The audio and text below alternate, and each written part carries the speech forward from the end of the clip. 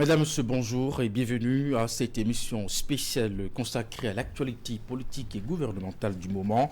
Un rendez-vous qui reçoit le porte-parole du gouvernement béninois pour décrypter, analyser et comprendre les grands sujets qui animent la vie nationale.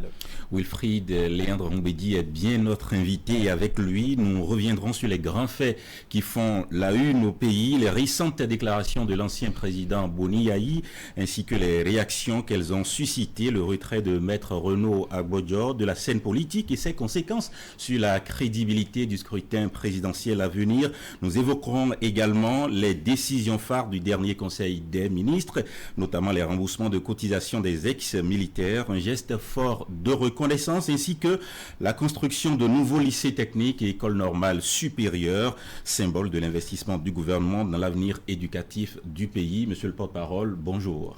Bonjour Monsieur Rossi, bonjour Monsieur Guédénon. Éric Guédénon, bonjour. Bonjour Marcela Rossi, très ravi d'animer cette émission avec vous. Entre politique et gouvernance, quelles sont les réponses du gouvernement face aux interrogations citoyennes? Quelle lecture fait des dynamiques politiques actuelles? Vous êtes sur Canal 3 Télévision, mais aussi sur la télévision nationale. Bien sûr. Alors, monsieur le porte-parole, quand un ancien président arrive à accuser son successeur d'abus de pouvoir, de confiscation démocratique, cela interpelle forcément. Quelle est la position officielle et personnelle du gouvernement sur ces déclarations?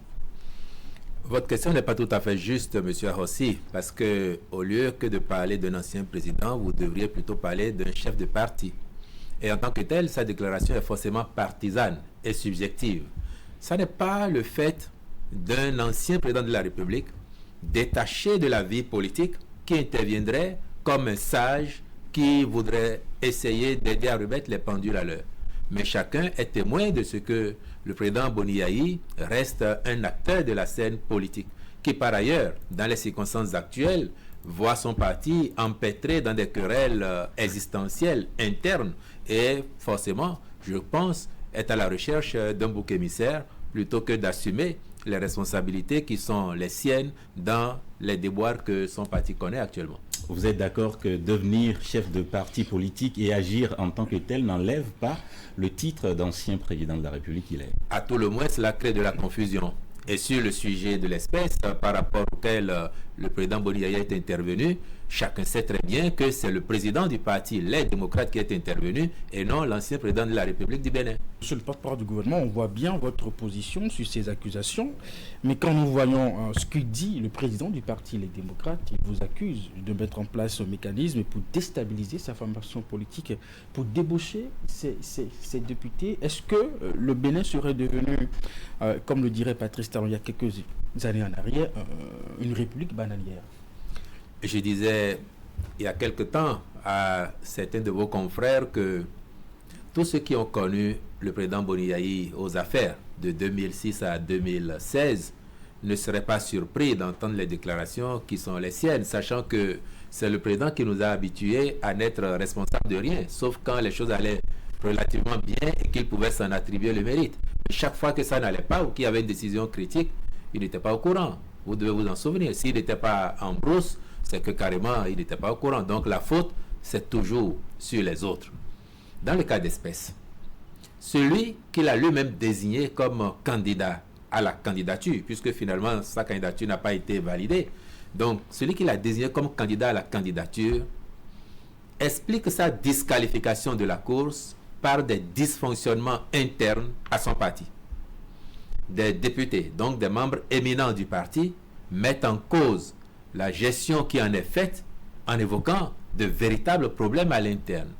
Et nous avons entendu par ailleurs des militants ordinaires s'exprimer sur les réseaux sociaux, toutes choses qui, à tout le moins, amènent à considérer que au sein de ce parti, il y a manifestement problème. C'est vrai, paradoxalement, les démocrates souffrent d'un déficit de démocratie interne à en juger les déclarations des uns et des autres.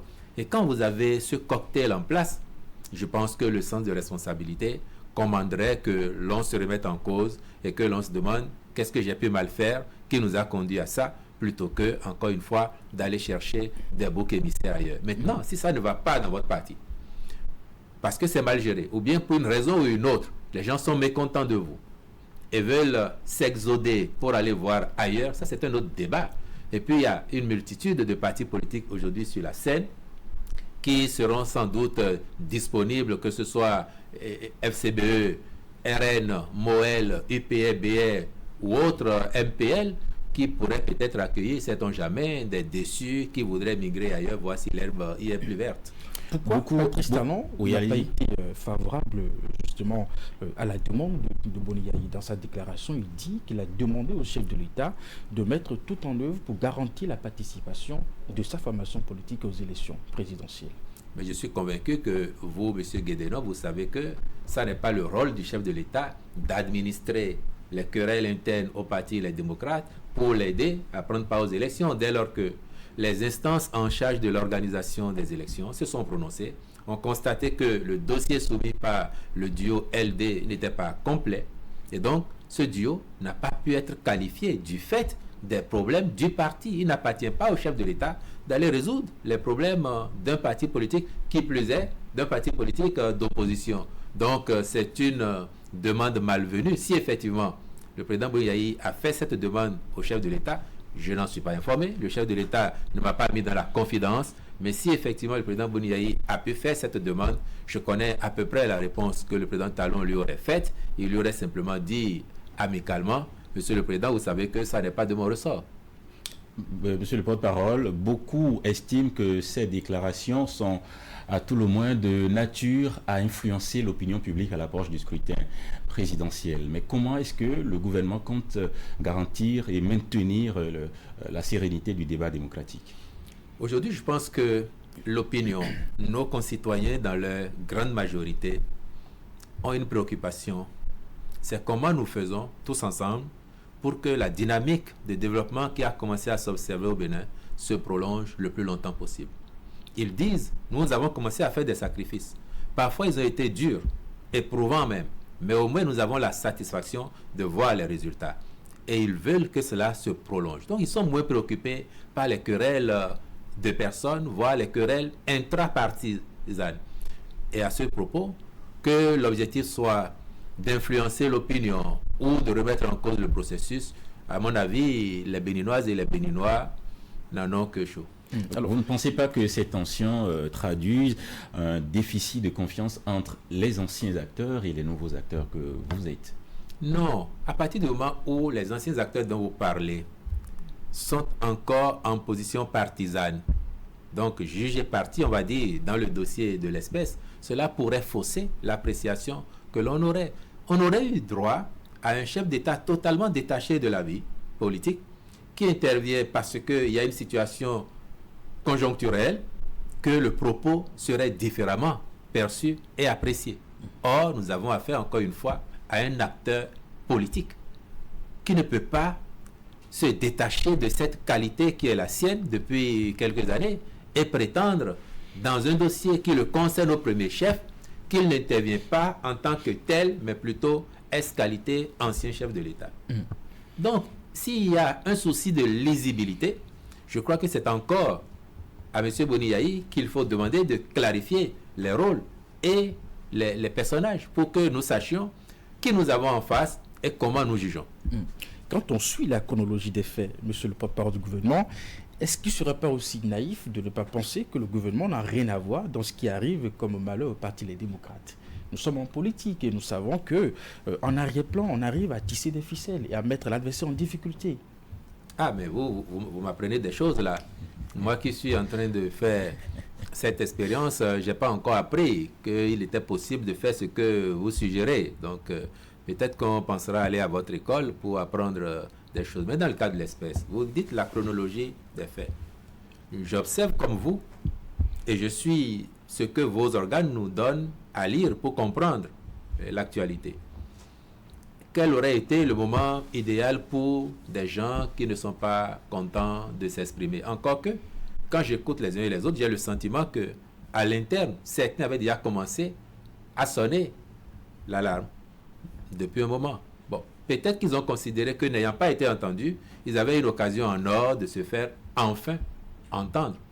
Là-dessus, encore une fois, c'est un débat interne à un parti et il ne m'appartient pas d'émettre un jugement de valeur. Je constate comme vous et je prends acte. Oui, mais quand on analyse, ce n'est pas la première fois que des partis politiques se retrouvent en difficulté. Nous avons encore souvenance des anciens cadres de la force Kuripo Mbene émergent qui, pendant longtemps, ont trouvé que le régime avait déstabilisé le parti, ce qui a donné naissance au parti Les Démocrates.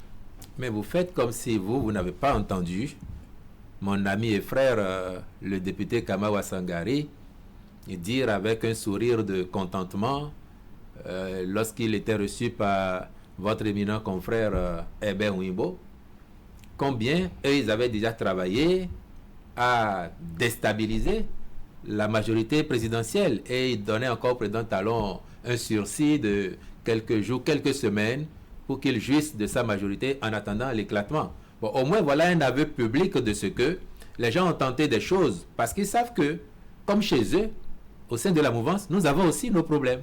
Nous avons aussi nos contingences internes que nous gérons. On ne peut pas dire que tout le monde pense mêmement, que tout le monde est content à la même enseigne de tout. Donc, il y a des problèmes partout.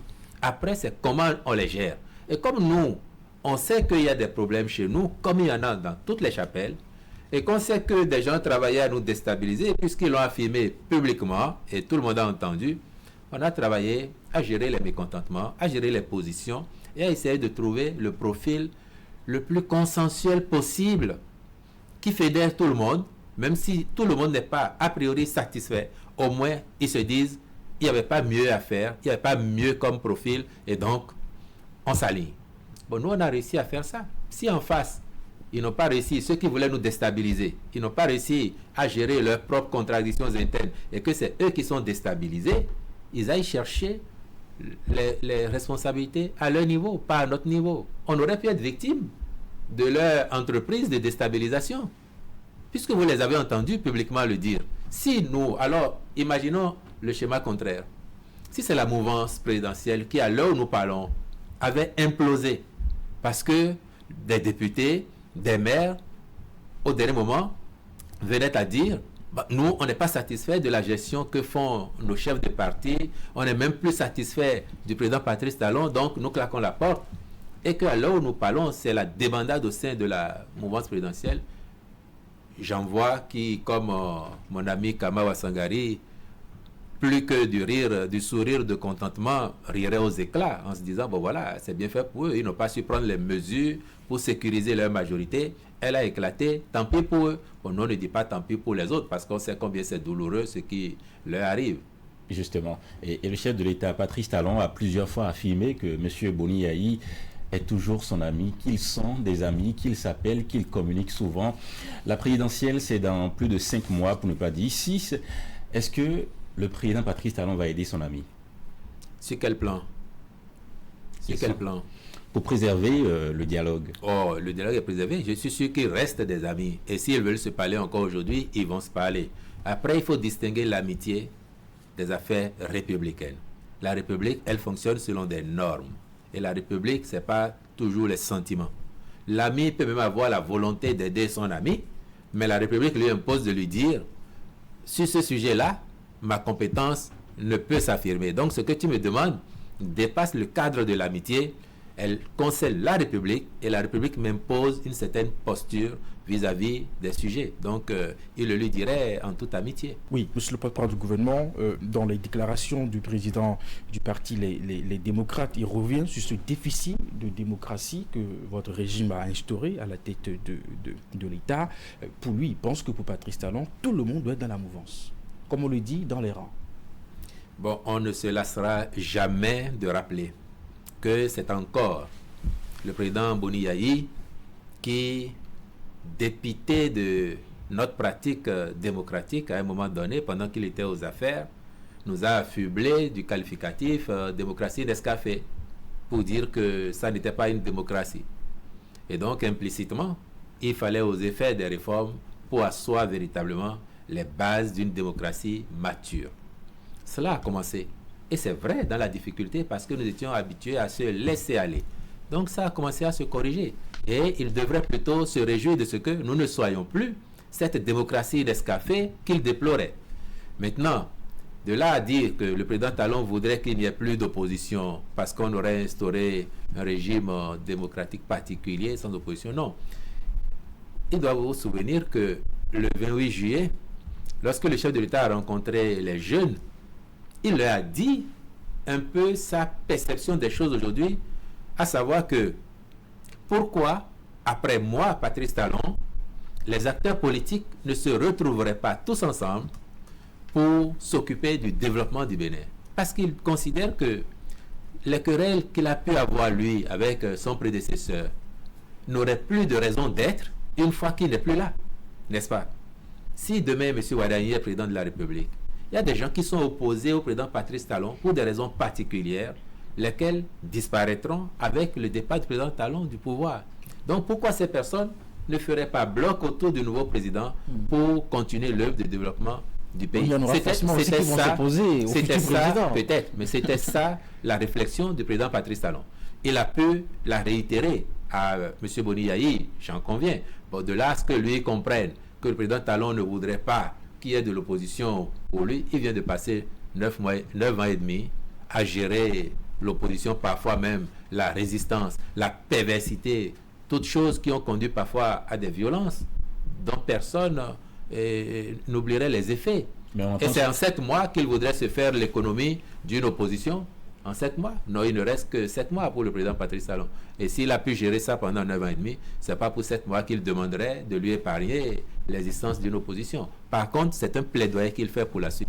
C'est comment on fait pour que les querelles politiques stériles, qui peuvent freiner le développement, n'aient pas prise sur le nouveau président de la République et sur la classe politique dans son ensemble, mais plutôt que celle-ci fédère ses énergies autour de l'œuvre de développement du pays. On entend souvent dire que le chef de l'État est peu ouvert à la contradiction politique.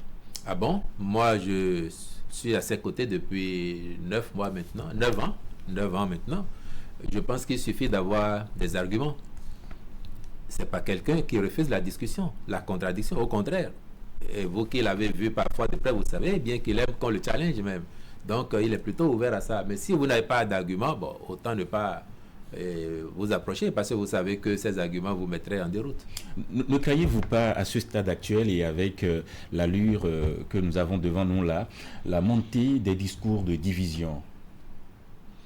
On peut redouter de la part d'acteurs politiques qui ne seraient pas suffisamment responsables des postures qui iraient dans ce sens.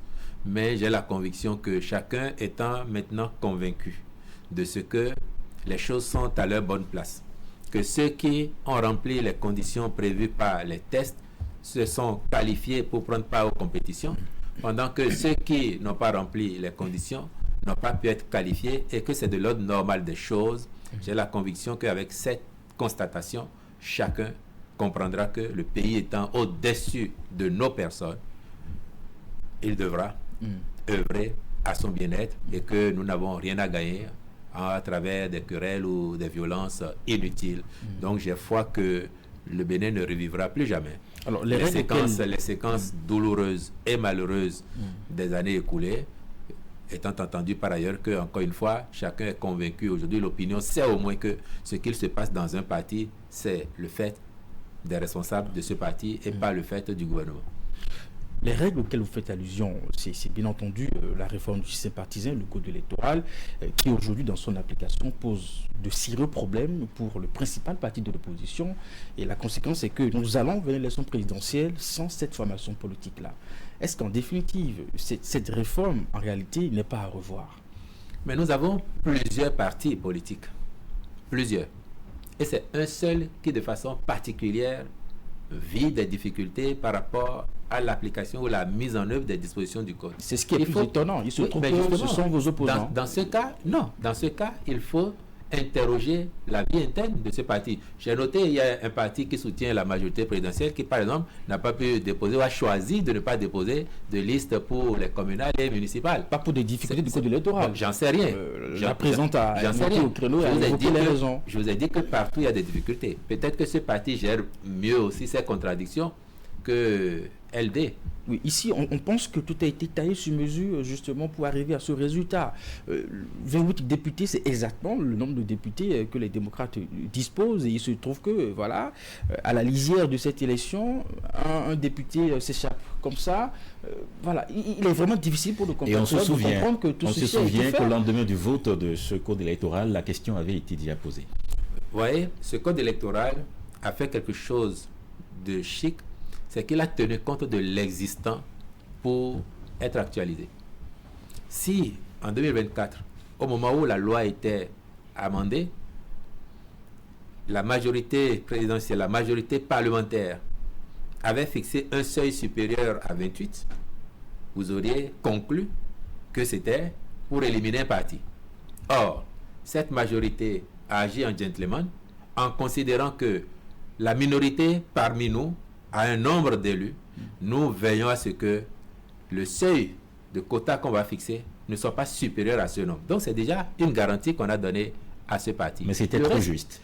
Non, vous ne pouvez pas dire que c'était trop juste. C'est un choix du législateur. Après, le législateur ne gouverne pas le parti au quotidien. Il appartient aux responsables du parti de tenir compte de l'état des tests, de tenir compte de leur réalité et de gérer de façon à ce que, à l'arrivée, tout se passe au mieux. Or, encore une fois, ne soyez pas sourds à ce que disent les membres de ce parti. Ils disent nous sommes mal gouvernés. Notre parti est mal géré. C'est ce qu'ils disent, ce n'est pas nous qui le disons. Mais au moins de ce point de vue-là, allez regarder, interrogez-les. Demandez-vous pourquoi ils se plaignent. Et ne dites pas, s'ils ont des difficultés, c'est qu'il y a une main invisible quelque part qui leur est ancrée. Ce n'est pas vrai. Tous ils disent, et moi j'entends des gens qui depuis 9 ans et demi n'ont pas eu une seule fois un propos positif pour l'action du président Talon. Je les entends aujourd'hui. Ça vous pose un problème? Non, je les entends, ces personnes, décrier la gestion qui est faite de leur parti. Vous allez dire que c'est le président Talon qui leur demande d'aller dire ça. Moi, je connais M. Saka Fikara depuis au moins les années de retour du général Kérékou au pouvoir en 1996. Et je sais que c'est un homme de conviction. On peut ne pas être d'accord sur tout, mais je sais que c'est un homme de conviction. Je ne l'ai jamais entendu depuis 2016 dire une phrase positive sur la gouvernance Talon. Mais je l'entends confirmer ce que dit M. Sodjinou, ce qu'écrit M. Oundete, ce que disent d'autres, même Nouroudine Saka Saleh, en d'autres mots. Mais est-ce que cela ne vous paraît pas curieux qu'il y ait cette avalanche de dénonciations provenant même des entrailles du parti? Et cela n'est-il pas suffisant pour que ces responsables se remettent en cause, plutôt que de chercher un bouc émissaire? À mon avis, c'est plutôt ça qu'il faut faire. Lorsqu'on est tombé, est-ce que c'est où on est tombé qu'on regarde ou là où on a trébuché? Allez voir où vous avez trébuché. Mais donc, de mon point de vue, pour conclure sur ce point-là, ça n'est pas le fait de la loi. C'est plutôt la gouvernance interne du parti qu'il faut interroger. Ils sont aussi bien nombreux à regretter la disqualification des deux candidats du parti à la présidentielle. Mais ils constatent bien que c'est du fait des responsables de ce parti. S'ils sont mécontents, ils sont mécontents à l'égard des responsables de leur parti, pas à l'égard du gouvernement ou à l'égard de la loi. La Sénat applique la loi. La Cour constitutionnelle vérifie si l'application de la loi a été bien faite. Et ces organes-là n'ont fait que leur travail. Donc, encore une fois, il faut aller à la source. Et la source, il me semble, de ce que nous entendons tous, que ce soit à l'intérieur du parti. Il y a manifestement un verre, un gros verre même, qui le ronge de l'intérieur. Si Michel Sodjinou était un député de la mouvance, pensez-vous qu'il serait capable de poser le même acte? Pourquoi pas? Parce que vous avez oublié, vous, qu'au sein de cette majorité-là, on a fait une réforme et on a envoyé des tests à l'Assemblée. On peut y revenir, hein, par exemple, puisque l'actualité permet même d'en parler. Sur la question des parrainages.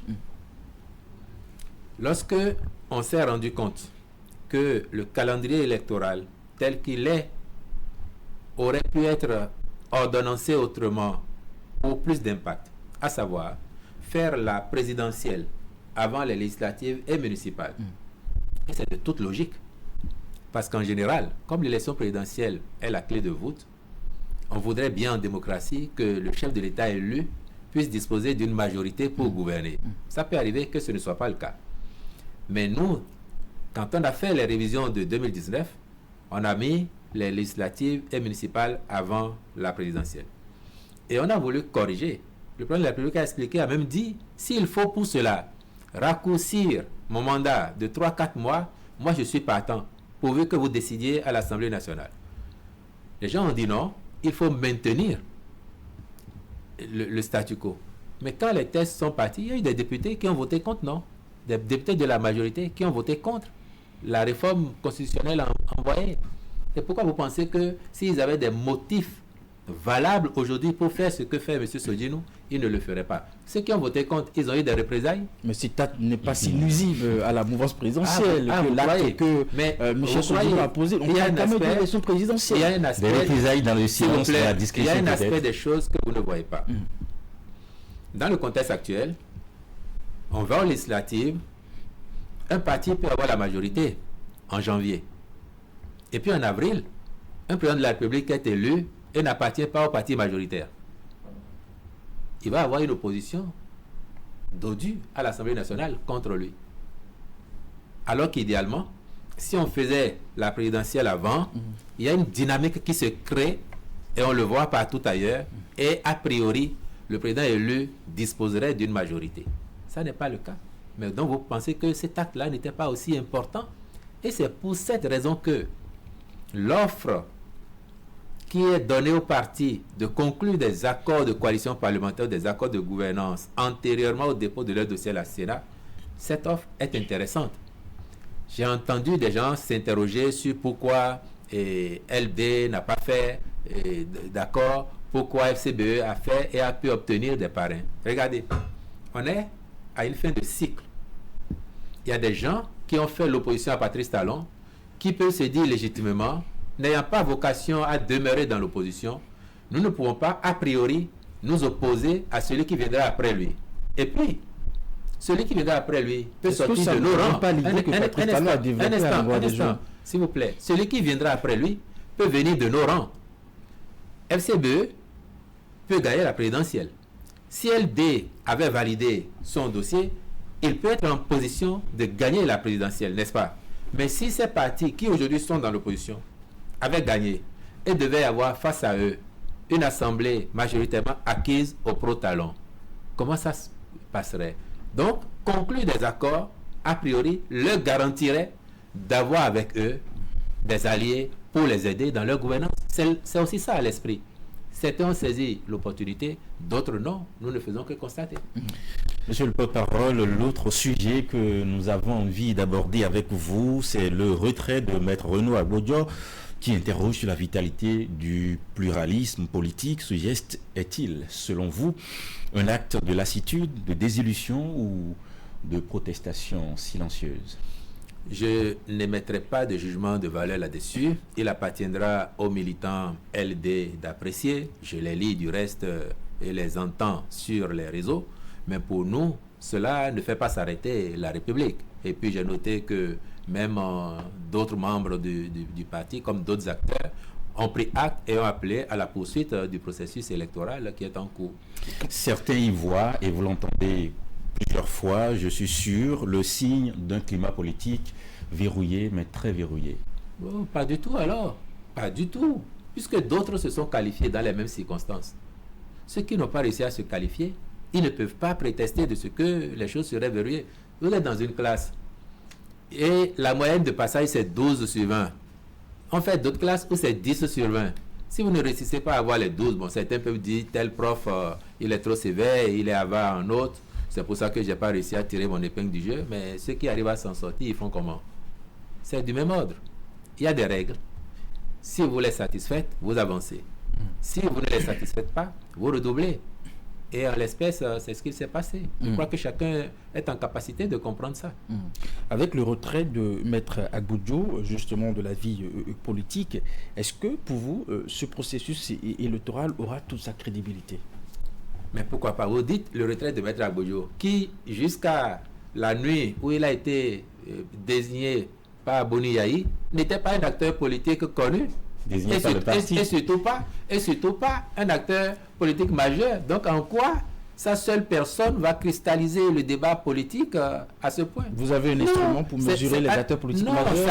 Ça a été comme une étoile filante ou une météorite qui a fini sa course là où elle devrait finir, c'est tout. Vous ne pensez pas que ce débat peut fragiliser la perception de pluralité dans le prochain scrutin présidentiel? Non, en quoi? Il y a bien 2 duos qui sont qualifiés. Il y a un d'opposition et un de la mouvance actuelle. Oui, la pluralité, c'est bien ça. Ce duo, justement, puisque, enfin, on le dit, la force qui répond bien émergent, c'est pas un duo qui a suffisamment de poids par rapport à votre candidat, et donc c'est un match gagné d'avance. Ah bon, nous ne sommes pas aussi péremptoires que vous et nous sommes prudents pour savoir qu'une élection, ça n'est jamais gagné d'avance, même si on fait tout pour se donner les moyens de gagner. Dans le cas d'espèce, nous avons un bilan fortement lumineux, apprécié par nombre de nos concitoyens. Nous avons un candidat dont le profil inspire respect. Donc, nous estimons avoir fait objectivement ce que nous devrions faire pour nous offrir le maximum de chances de gagner. Pour autant, nous ne considérons pas que la partie soit déjà pliée. Si on dit ça et qu'on s'en va dormir, on va être surpris. Donc, on travaille tous les jours. Et je ne serai pas comme vous à dire que le duo en face ne serait pas consistant pour nous donner la répartie. Et pourtant, beaucoup parlent d'une présidentielle sans suspense. Sans suspense? Peut-être parce qu'ils considèrent que le résultat éclatant du président Talon est tel que le candidat de sa mouvance profitera ou bénéficiera des retombées et que cela lui faciliterait la tâche. J'entendrai cet argument parce que c'est votre objectif. C'est factuel que le résultat il est bon. C'est factuel que le candidat il a un profil également bon. Donc, si fort de cela, la grande majorité des électeurs s'y retrouvent et lui manifestent leur confiance, ce serait tant mieux. En tout cas, la crise est toujours là du côté du parti les démocrates. Est-ce que la mouvance présidentielle serait favorable d'accueillir des députés qui, je dirais, déposeraient le tablé du côté des démocrates? Bon, déjà, nous considérons que sur le chantier de la construction du Bénin, nul ne serait de trop et que tout le monde y est attendu. Donc si demain, des acteurs politiques de tel ou tel parti, de tel ou tel bord, même des personnes neutres, décidaient de rallier le mouvement pour la construction du Bénin, aussi long que puisse être le rang, il y aura toujours de la place pour tout le monde. Alors, si cela devrait se faire de cette façon, est-ce que ça ne revient pas à ce que dit Boni Yayi, que pour Patrice Talon, tout le monde doit être dans la mouvance? Pas du tout. Encore une fois, c'est une question de choix et c'est une question de vision. Si vous considérez que là où je suis, ça ne va pas, et que de l'autre côté, il y a quand même un effort qui est fait, malgré les difficultés, je suis attendu, je vais apporter ma contribution, why not? Et j'ai dit, il n'y a pas que les partis de la mouvance. Les gens peuvent quitter, on peut le redire.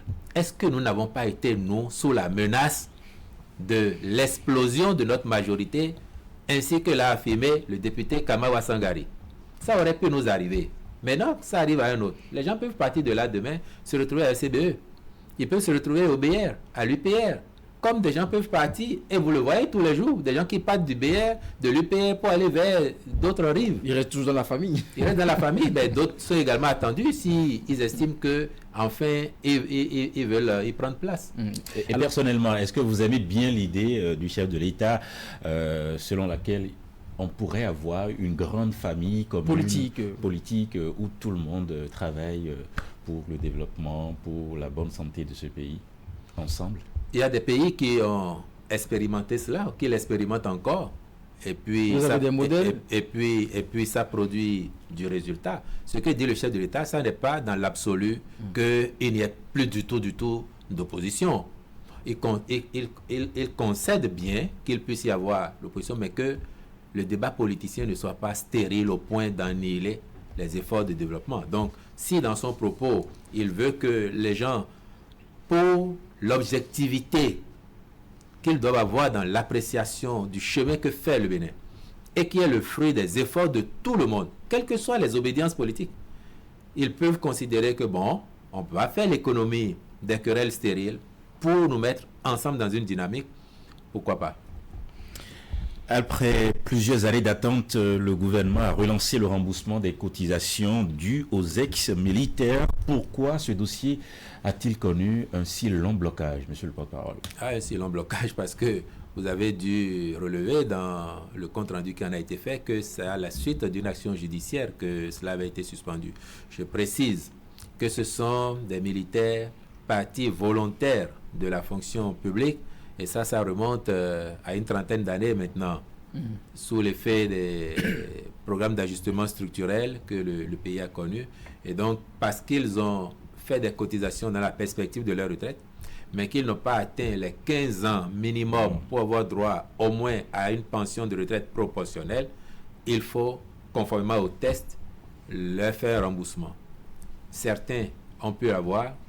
La procédure judiciaire qui a été enclenchée entre-temps par d'autres a fait que le reste n'avait pas pu avoir. Aujourd'hui, tout cela est réglé et le gouvernement décide de mettre les ressources à disposition pour que ce qui leur est dû leur soit payé. Certains y voient quand même une manœuvre électorale destinée à calmer un corps social sensible avant l'échéance présidentielle. Non, du tout. Et puis, corps social sensible, c'est des retraités, hein, aujourd'hui. Et je pense que la plupart doivent être aujourd'hui, oui, mais la plupart doivent être aujourd'hui des gens aussi bien âgés. C'est moins de 400 personnes, c'est beaucoup, mais à l'échelle nationale, 400, ça n'a rien de sensible. Ce n'est pas des militaires en activité. Même s'ils avaient été en activité, tant que la République fait ce qu'elle a à faire vis-à-vis d'eux, en retour, ils doivent également accomplir leur devoir avec responsabilité. Donc, on a fait parce que c'est notre devoir de faire, c'est leur dû, et dès lors qu'il n'y a plus d'obstacles, le gouvernement se dépêche de leur mettre les ressources à disposition pour qu'ils rentrent dans leur dû. Y a-t-il un calendrier exact pour solder ce dossier? Non, dès lors que la décision est prise, il appartiendra maintenant au ministère de la Défense nationale, en lien avec le ministère des Finances, de faire le nécessaire parce que la liste est connue. Donc, inviter les uns et les autres, que les services travaillent et qu'on leur dise, voilà, vous envoyez vos numéros de compte, parce que vous savez que nous, on a beaucoup dématérialisé, on a bancarisé, on ne remet plus des sous main à main, et si quelqu'un ne vit plus, éventuellement, ces ayants droit, qui doit pouvoir arriver en ces lieux et places pour récupérer ce qui lui est dû. Donc, le temps de ces formalités-là, et puis les virements... Donc, il n'y a pas de risque que ça traîne? Non, je ne pense pas. Il n'y a plus de risque parce que quand on a pris la décision,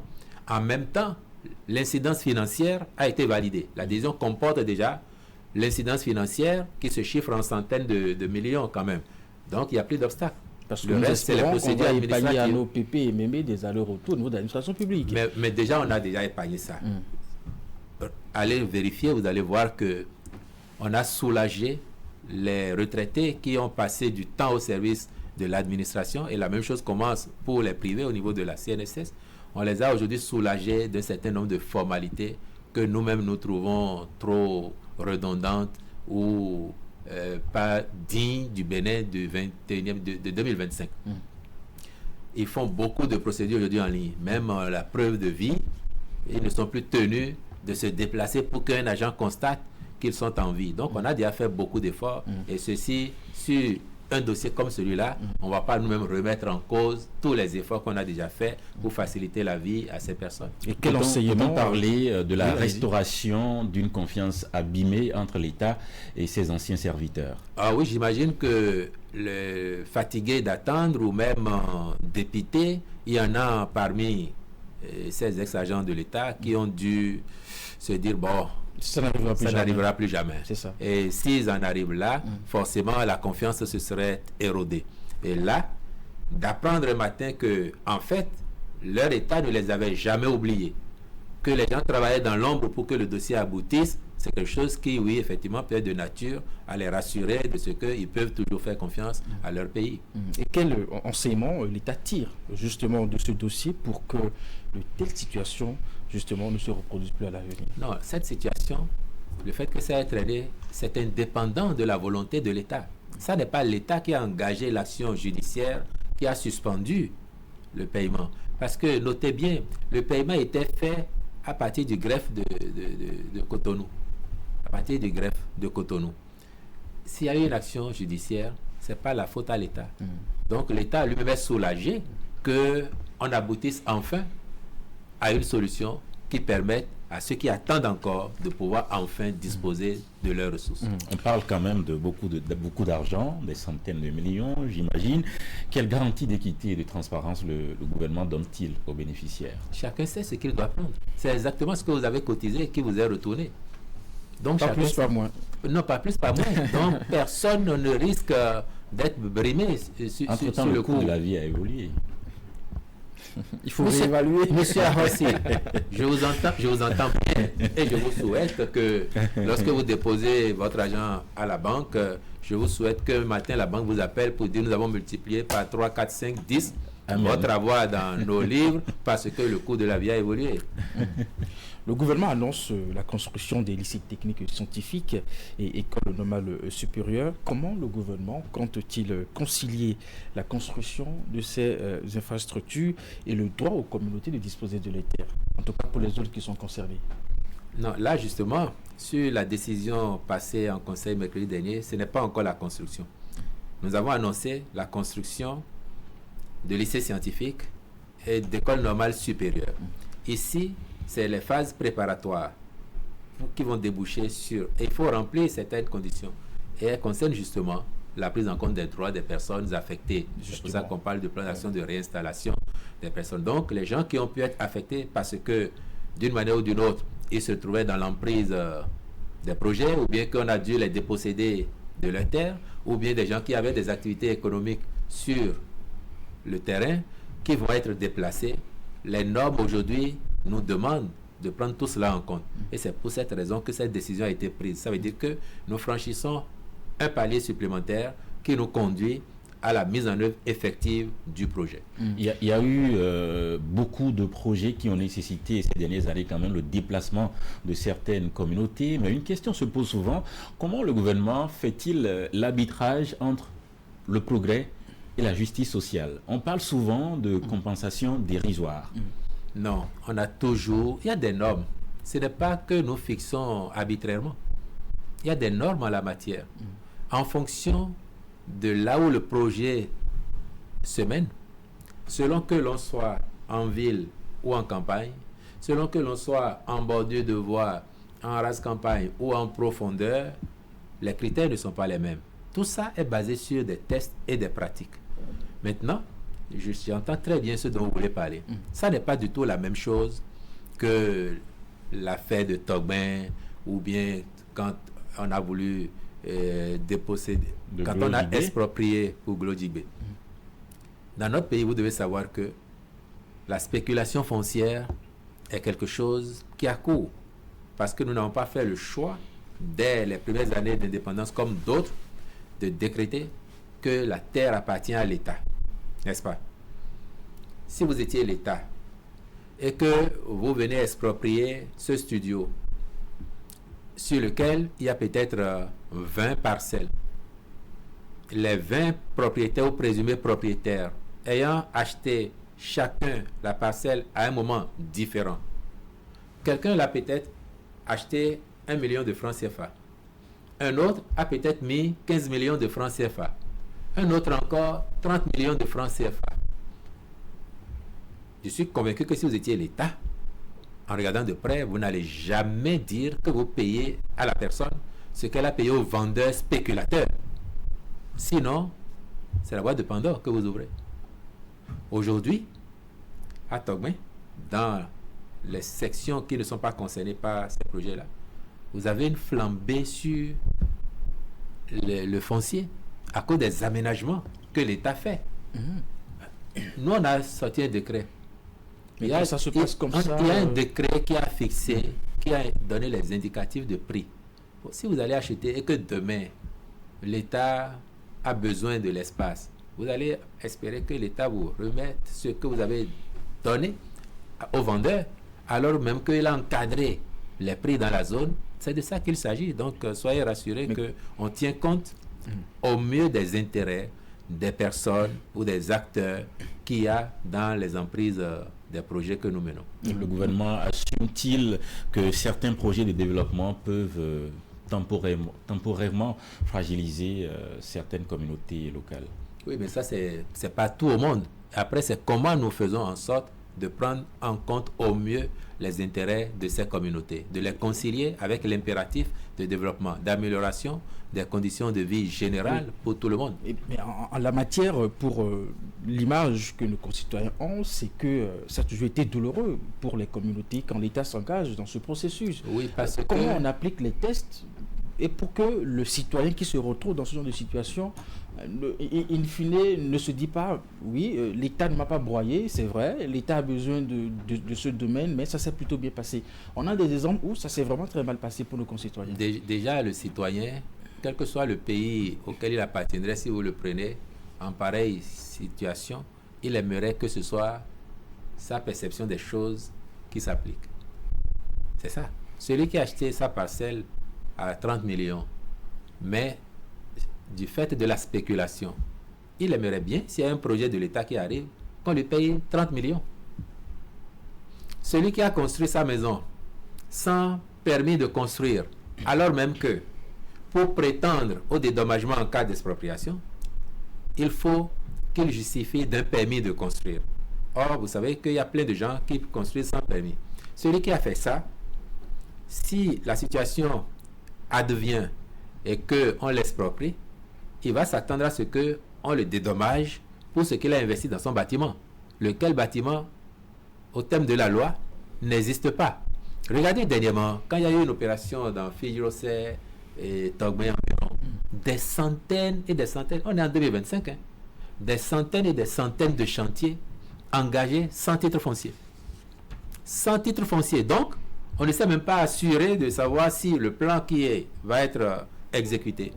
On remet ça souvent à plus tard. Vous remettez à plus tard, mais vous oubliez que c'est la peine de nature. Vous oubliez, s'il vous plaît. Le train de vie n'est pas si attention, élevé. M. Guédenon, ne dites pas des choses qui ne vous ressemblent pas. Parce que, si vous dites que c'est pour les moyens, celui qui s'en va ériger une maison de R+1, R+2, et j'ai vu un R+4, ce qu'il va dépenser pour faire son bâtiment, à côté de ce qu'il met pour les formalités de permis de construire, vous voyez vous-même, il va dépenser combien pour le permis de construire, et pourquoi il ne peut pas être patient pour avoir son permis avant d'engager son chantier, afin que l'administration sache que cette personne remplit toutes les conditions et veille aussi à la protection du voisinage. Parce que si votre plan est mal conduit, l'immeuble peut s'effondrer. Et quand ça s'effondre, ça peut faire des victimes. Le rôle de l'administration, c'est d'aller s'assurer que toutes les conditions sont remplies, que le plan que vous avez prévu d'exécuter sur tel domaine, il correspond à, ou il est compatible avec. Donc, faire les formalités, ça ne vous coûte, et ça ne coûtera jamais plus que ce que vous allez investir pour construire. Par contre, il faut que nous soyons civiques et faire les choses comme il faut. Donc, je donnais cet exemple pour vous dire, il y en a plein. Quand on a vu, l'État aurait pu dire, le gouvernement aurait pu dire, on rase tous les chantiers qui ont été engagés sans titre foncier parce qu'à terme, cela peut présenter un risque pour les populations. Si on avait fait ça, vous aurez dit quoi? C'est l'application des tests. Ça aurait été la juste application des tests. Pourtant, on a dit, bon, on a raisonné comme vous, en disant, bon, peut-être que ça a été lent par endroit, on leur laisse le temps de se régulariser, et donc on a fait suspendre par les mairies les travaux, le temps que les gens régularisent leur situation. Mais c'est l'État qui a besoin de ces terres. Et puis ces communautés étaient bien là depuis des années. Et quand l'État veut de cette terre, il fait quoi? Alors il va négocier. Et c'est ce qu'on fait. Il négocie bien. Aussi bien, c'est entendu. Et nous sommes bien souvent en présence de projets qui s'étendent sur des zones écologiquement sensibles. Quelle garantie environnementale apportez-vous? Non, même là, lorsque ça s'étend sur des zones écologiquement sensibles, comme vous dites, nous veillons à ce que les standards internationaux, les exigences en la matière soient respectées. C'est la raison pour laquelle, par exemple, un projet comme celui de la construction du village de vacances Club Med, nous avons mis tout le temps qu'il faut à négocier, à faire des études, contre-études, à tenir compte des observations, parce qu'on doit protéger la mangrove, on doit faire en sorte que le linéaire passe plutôt par ici plutôt que là. On veille à tout ça, parce que nous sommes partis à des conventions internationales, des tests internationaux, et même nos propres lois.